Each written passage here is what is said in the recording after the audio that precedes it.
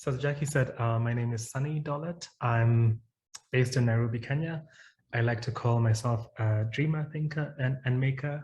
Um, I like to think that I do all of those things simultaneously, but that's not always the case. Sometimes I tend to think a little bit more than I dream. Sometimes I tend to dream a little bit more than I think. Sometimes I make more than any of the other two. But yeah, that's kind of the easiest way to describe what I do.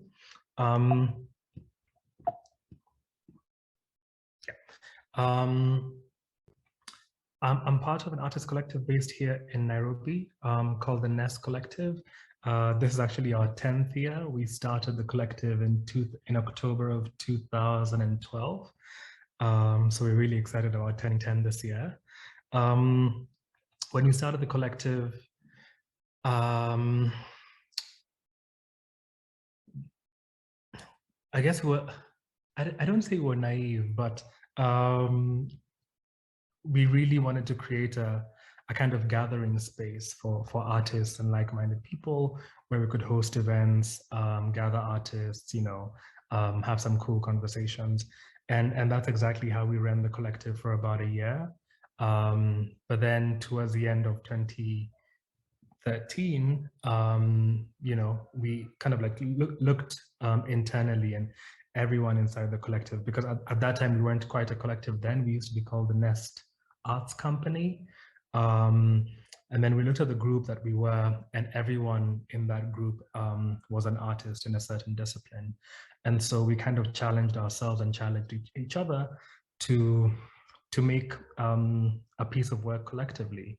And I think the first piece of work we made was a series of fashion films called Chicoleko Presents. That was maybe like mid 2013.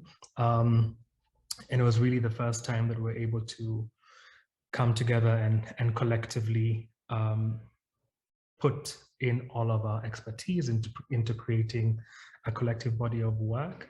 And that was really quite interesting. But then it was really in 2014 when we worked on a project called Stories of Our Lives, that our collective identity was solidified.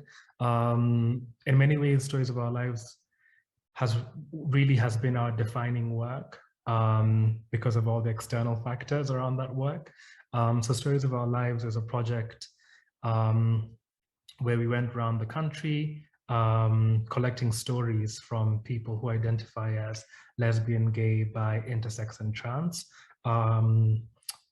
We interviewed about 350 people. Our thinking around the project was that homosexuality still remains illegal in Kenya up till now. And so all of this kind of like dominating narrative around the queer experience in Kenya is from a very odd perspective. So either you have these very kind of like developmental language that reduces these sort of like queer identities to a sexual act. So you see people being referred to MSM, which stands for men who have sex with men. And you can see how that really completely strips away this sort of like queer identity and reduces someone to a sexual act. So you kind of like find a lot of queer documentation with that lens, or with this sort of like very problematic white lens of the global north looking at the global south and being like, oh, how tragic is it that, in a country like Kenya, homosexuality still remains illegal. And I think that what's usually lost is the kind of like lost irony in this instance is that Kenya we're still using the laws that were left by the British. So these are colonial laws, these are British laws that are backward and so damaging and violent to Kenyans and other Africans. So yeah, Stories of Our Lives got us into a lot of trouble. The film remains banned in Kenya. And we went through a significant amount of shit for making that work. We had a court case against us for well over a year. One of us was arrested. And that period and everything surrounding that work really brought us together and solidified our identity as a collective. And we've been making work together ever since. I really would say that at the kind of like core of all our work, we are really interested in identities. Everyone at the collective is Black, everyone at the collective is Kenyan, everyone at the collective is African. And so we're always really curious, kind of like exploring this identities through our work. So whether it's like what it means to be Kenyan and queer, what it means to be Black and queer, what it means to be Black, Kenyan, and queer. So I think that really identity is something that's quite central to a lot of the work that we do. As I mentioned, everyone at the collective is also an artist, and because it's such a mix of disciplines, this is something that individuals kind of extend to the collective. And so if you look at the body of work of the collective, it really is varied. So we make work in film, we make work in literature, we make work in music, we make work in VR, we make work in fashion. And this is only possible because of the mix of talent and expertise that exist within the members of the collective. What's been interesting to note is that, say for instance, for the longest time, my primary mediums were always like fashion and textiles. But because of this kind of like interaction with members of the collective, I've been able to expand into photography, into film once in a while. And so there's a way that this same permission that individuals are able to give the collective to venture into new mediums so confidently, we are also able to extend these same permissions to each other to explore new mediums and new ways of making.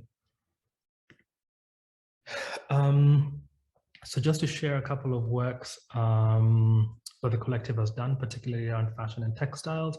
In 2017, not 14, 2017, we put out a book called Not African Enough.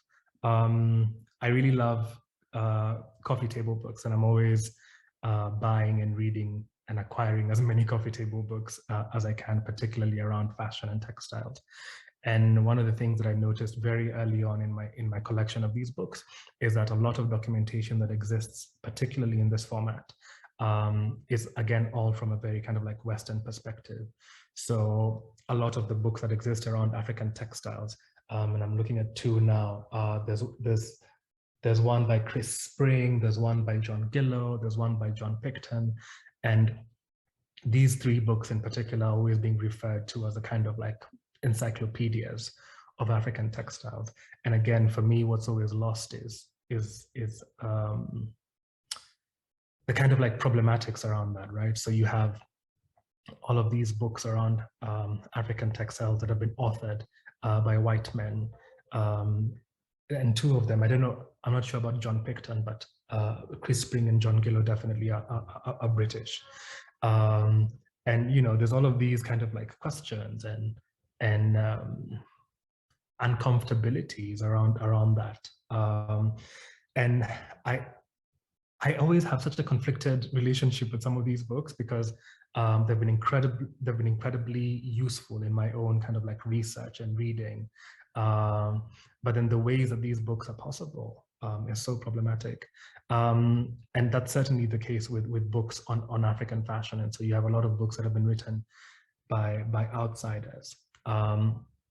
And that every time I read one of these books, I always felt like there was really no nuance, because what people have a tendency of doing is to obviously talk about Africa as a whole and do this kind of like weird sampling that's convenient for them, right?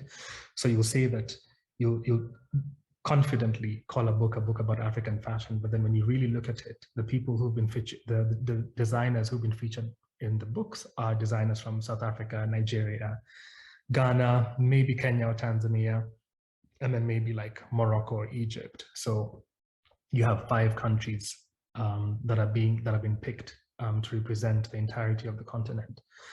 And I find that terribly misleading and very false, right? Because how do you take even from a mathematical perspective, how do you take a sample of 5 to represent a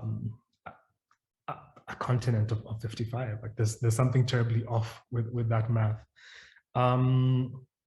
And particularly for Kenyan, I always felt like Kenya has a very distinct fashion aesthetic.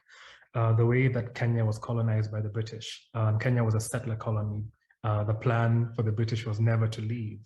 And so there was a way that the British were particularly violent in their colonialism of Kenya. It is why Kenyans are so fluent in English.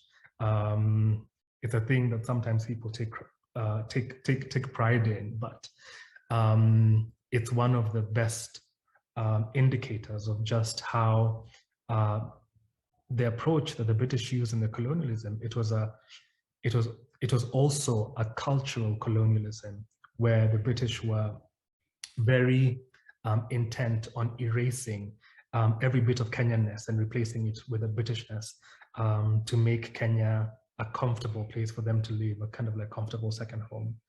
And so because of that, the kind of like fashion aesthetics that we see here in Kenya are very conservative.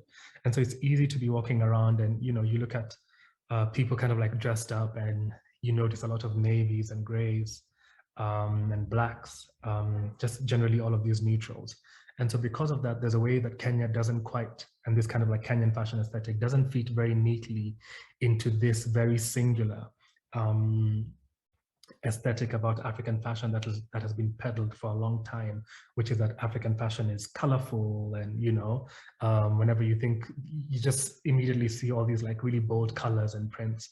And my issue with that is that you can't, again, for a whole continent, you can't assign a singular aesthetic. And so I always felt that there was really no room or space for this, all these other aesthetics that exist on the continent to just kind of like exist and be valid, you know? And so that was the whole kind of like thinking around Not African Enough. I remember in particular, I think it might have been in 2015 or 2016, going for a fashion show here in Nairobi. And I was seated next to an Italian gentleman, and there's a Kenyan designer called Katungulu Mwendo who had just shown, and Katungulu's work is just incredibly restrained. It's very minimalist, very technical, but then her palette for the longest time was always like restricted to blacks, grays, navies, whites. And he made a very interesting remark, and he was like, you know, oh, I thought I would see Kenyan fashion, but this to me looks like Armani. And I thought that was very interesting, problematic, but quite interesting. And so I had this whole kind of like conversation. And what we find is that because the global the global mainstream media machinery has, or rather insists on peddling this singular aesthetic of African fashion, it means that anyone else whose aesthetic doesn't kind of conform to what that has been defined as, always has their Africanness questioned. So then if you're a designer who only makes like minimalist clothing, then you know, you kind of get this question of like, oh, but it's not, you know, where's the print, where's the color? And so it raises the question of who exactly gets to define what Africanness is, and how do we start to expand and make room for all the different variations and flavors of Africanness that exist across the continent. So yes, the work, or rather the book looks at the work of 13 Kenyan designers whose work doesn't necessarily fit very neatly into this idea of what African fashion is, and really seeks and makes a case to shift and expand this idea of African fashion. In 2019, there we go. COVID is kind of like really messed about with my sense of like time and years. I think this was 2019. So in 2019, in August, in Sao Tome, there was Angola Biennial. And so coming right off of releasing Not African Enough, and just really thinking about this need to expand the idea and the understanding of what African fashion is, and also making a case for more visibility and representation of African fashion. I kind of set out I set out to do a really bold and ambitious project. which was a presentation of the biennial that sought to represent every single country on the continent by sourcing one look from every different country on the continent and doing this installation and performance with 54 models just by each country. It was very ambitious. I didn't manage to do all 55 because then you learn about the challenges of shipping and borders. I think in the end, we got to about 42 or 44, which was still quite an achievement, substantially more than half. So I was happy about that, but it was really quite humbling. I should play the video.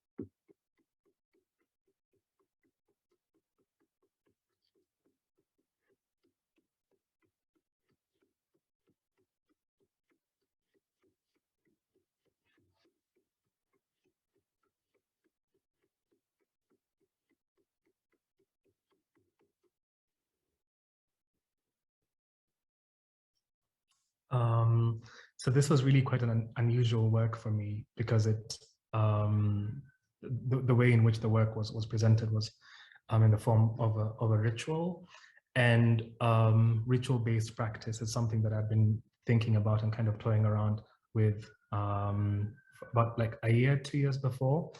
And I remember when I first went to Sao Tome and for a recce, and I was looking around the space, and I had this really kind of like funny idea to do this sort of like dollhouse installation because I found a really cool abandoned building. But then on my last day before leaving, I kind of like went on a stroll around the water, and I remember just kind of like noticing this absence of people, of locals by the water, which then got me thinking about the way in which like much of the continent we have there's such superstition that exists around the water, superstition and respect, I would say. And it was about the time when Ghana had just announced a year of return, and I really had started thinking about this act of returnism, right? And there being so much kind of like academic discourse about what returnism could look like.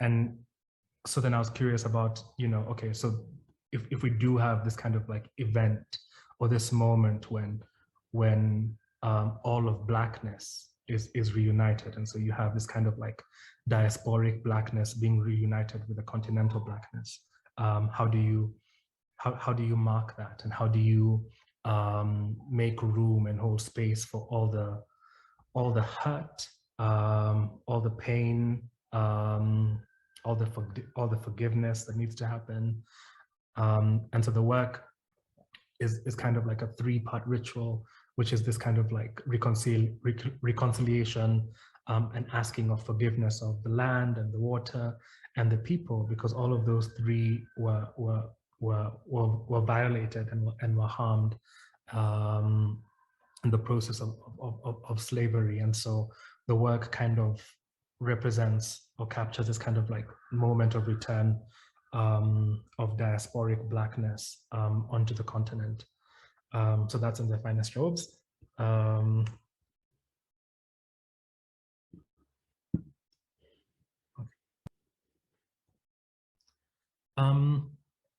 And then Nanga, which is a textile project that we released last year. So Kenya doesn't have as rich a textile history as other parts of the continent. I saw that you had Nko on the session before, and Nko is someone's work who I really love. Nigeria is a place that has deeply rich textile heritage and history, and we don't quite have that here. And kind of like going back to the violent cultural erasure done by the British, is that there was some textile heritage, but it's essentially was erased during colonial rule.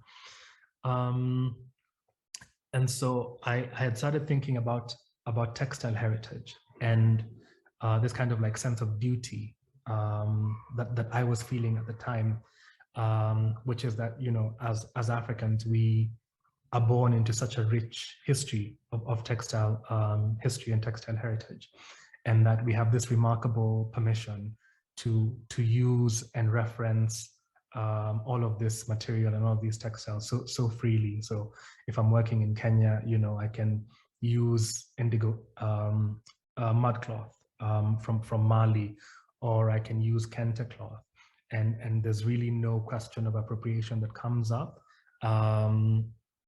And I think that that's something that's always been really beautiful, this kind of like level of access that we have to textile and knowledges from across the borders. But I had found myself wondering what responsibility we have as kind of creatives or artists who have fluencies within textiles in 2020, 2021, to add to this library, because, you know, these textiles that we reference, that we use, at some point were made by someone or a group of people. And do we have a duty or responsibility to continue to add to this library? And if so, what would that look like if we started to try and create new textiles that can be used by the community, by as many people? And so that's where Nanga kind of like came up. And Nanga had kind of like three parts. So I've always had a very mixed and conflicted relationship with wax print. So some people call it wax print, some people call it Ankara, some people call it Dutch wax.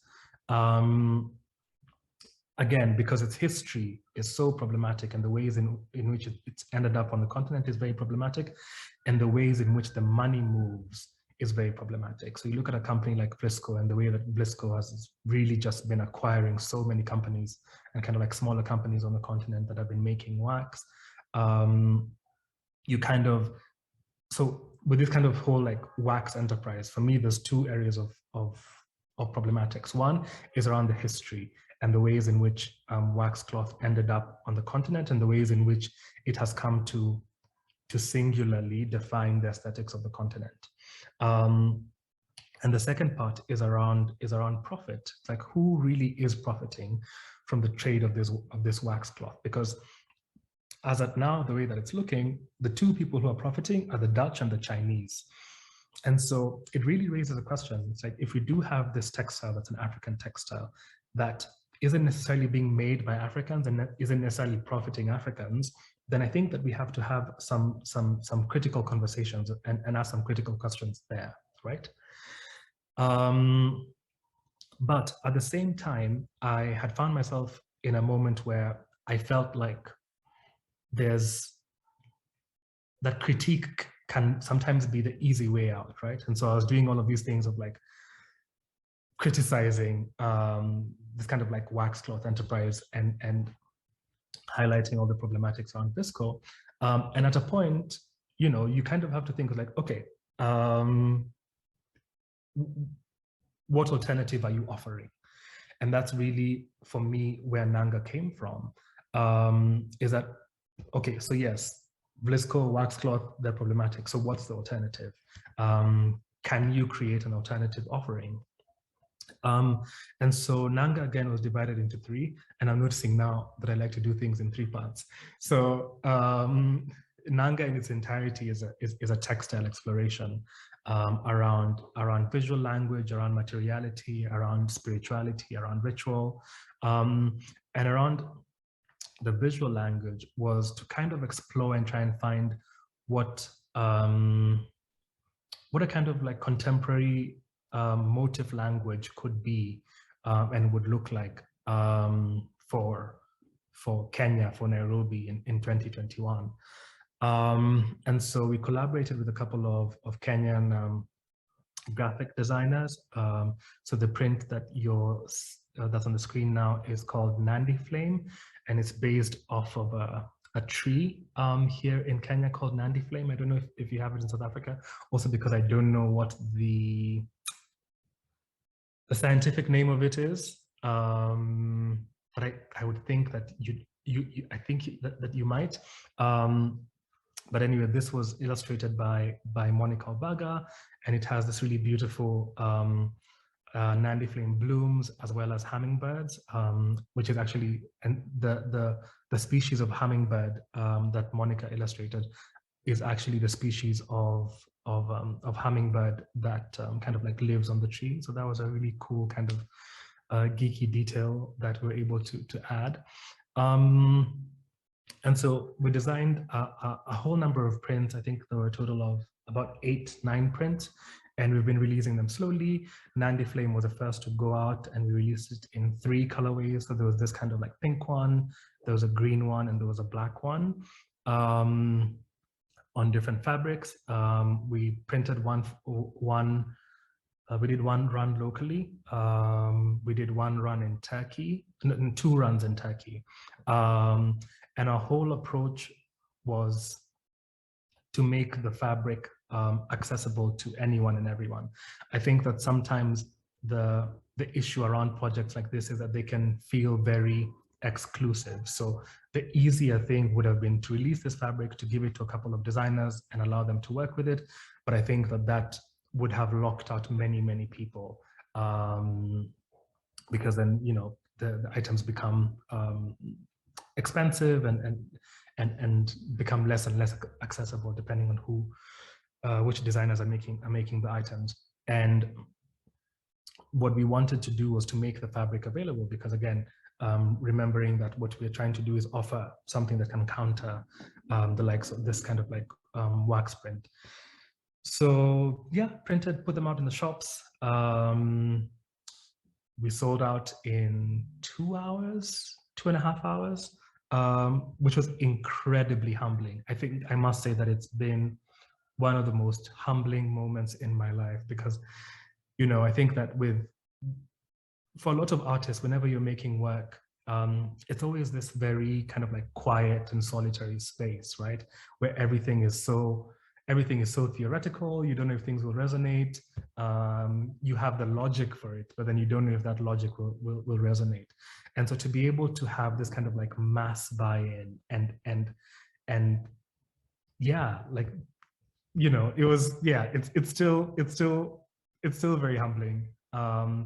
And that the way that people were approaching it, the way in which that people were coming to buy the fabric with a sense of patriotism, for me, was absolutely mind-blowing. And also the conversations that people were having, you know, I think that's the thing that companies like Visco have never really been able to do, and I don't think they ever can, because they're this kind of like large conglomerate sitting in the Netherlands. Is you know, when Visco first started producing wax, their target was the West African market. And so if you look at the initial motifs and symbols and patterns that were on wax print, those are all patterns that resonated within that market. And so you'd see like a stereo, and that would mean something in Ghana. You'd see like a fan, and that would mean something in Ghana. The prints had a name, they had a meaning. But when that print comes to Kenya, it's just a print. You know what I mean? It doesn't necessarily hold the same meaning. And I think that with these series of prints, Kenyans were able to see themselves and they felt seen. And I think that as Africans, we are not used to being seen. It's a thing that happens over and over again. And sometimes it's small things. You go to YouTube, it tells you this video is not available in your country. And it's like, for what reason?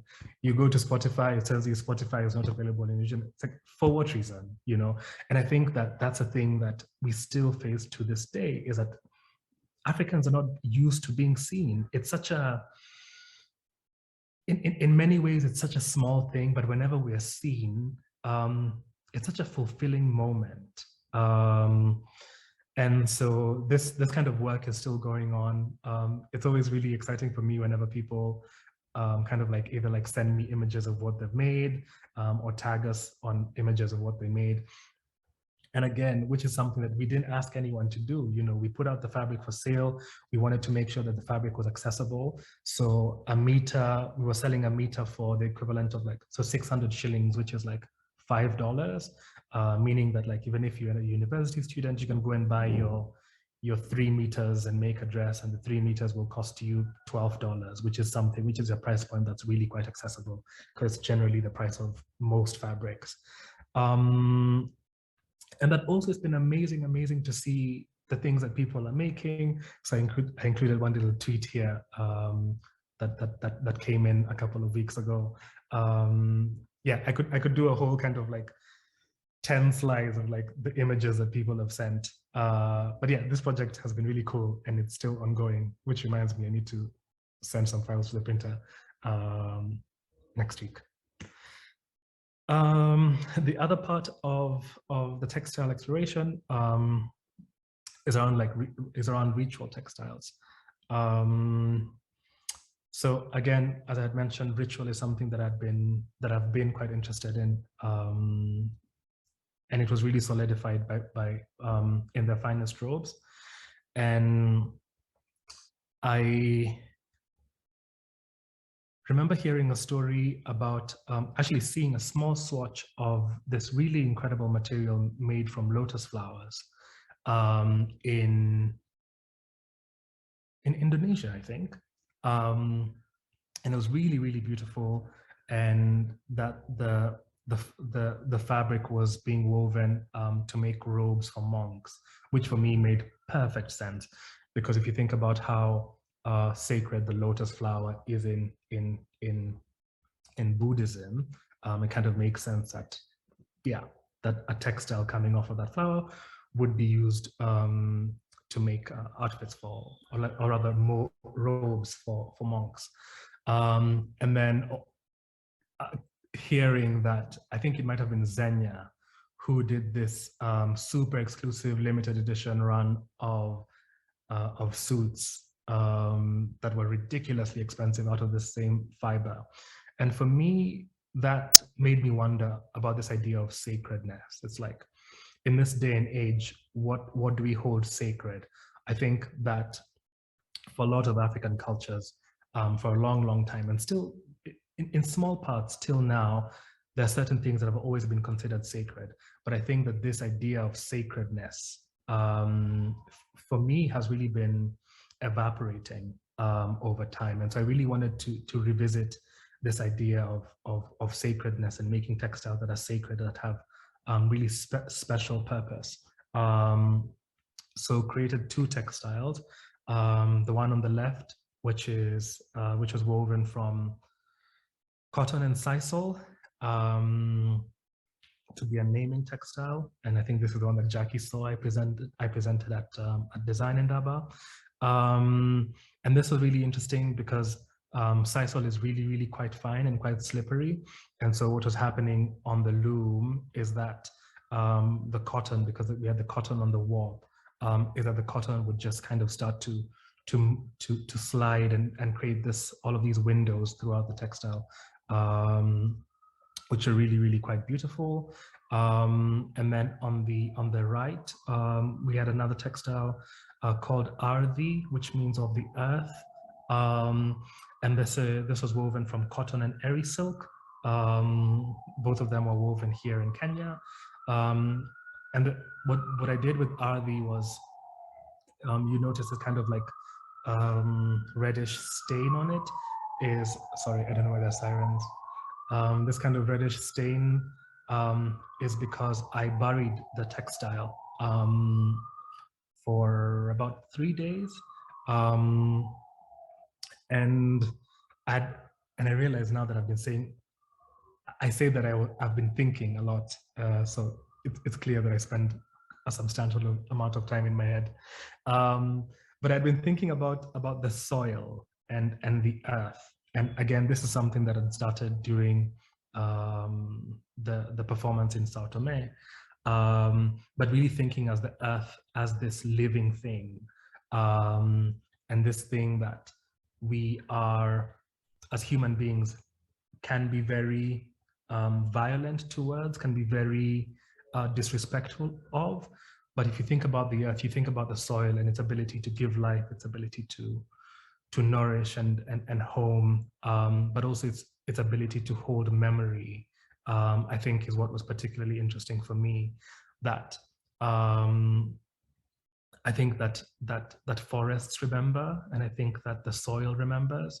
And I was really interested in finding a way to transfer the memories of the earth onto this textile. And so I buried the textile for a couple of days, and then kind of took it out. And it was really fascinating to see the ways in which the earth kind of stained and imprinted itself onto the textile.